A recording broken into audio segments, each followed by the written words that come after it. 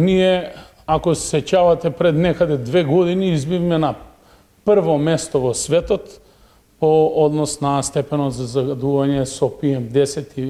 PM2 честички. И тој податок не беше точен. Главниот загадувач во општина Куманово е всушност општата болница Куманово, која што се грееше тогаш во тој период на мазут, а главната контролна станица всушност за мерење на квалитетот на воздухот е лоцирана многу близко до објектот. При првото пуштање во употреба на самото грејење на целиот систем, тогаш се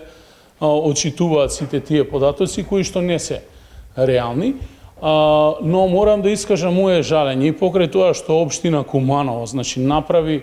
максимум и вложи огромни средства да испорача газ на општа болница Куманово и од нивна страна беше направена комплетна инсталација за користење на газ. Тие, за жал, минатата сезона многу малку користеа газ, покрај тоа што ќе шириме гасоводната мрежа, за што искрено им се извинувам на сите граѓани за голем број на раскопани улици по градот, бидејќи се работи на проширување на секундарната гасоводна мрежа, на која што работиме интензивно во делот на Соколанскиот парк, да имаат разбирање сето тоа ќе биде санирано, бидејќи не е возможно да се постави гасоводна мрежа ако претходно не ги раскопате дел од тротоарите или дел од улиците. Нашата цел е да го гасифицираме Куманово и ние сме во моментов град со најразвиена секундарна гасификациона мрежа во државата, а дополнително согласно средствата кои што ги добивме како грант средства од Европската Унија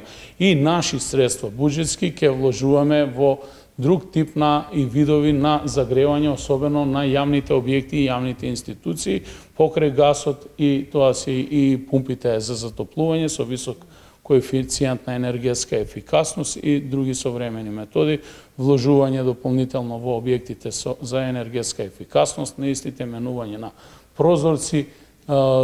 врати, фасади со изолација. Тоа веќе го направивме на голем број јавни институции, училишта, средни и основни, и ќе продолжиме со тие трендови.